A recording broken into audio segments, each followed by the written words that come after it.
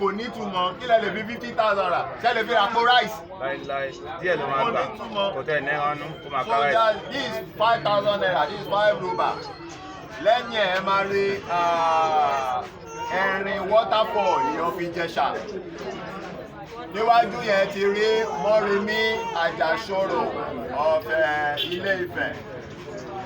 710 AD to 823 AD. Ta ló mọ̀ wípé around that time àwọn èèyàn ń gbé nílẹ̀ Yorùbá 710 AD to 823 AD ni Mọ́remí ni ó gbé níbẹ̀ yẹn.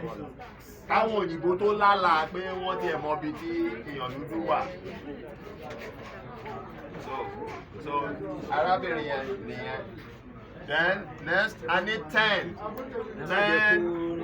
ruba. Èló nìyẹn? 100,000 10 ruba. lẹ́yìn ẹ̀ máa rí ọ̀pá Ọ̀rànmíyàn.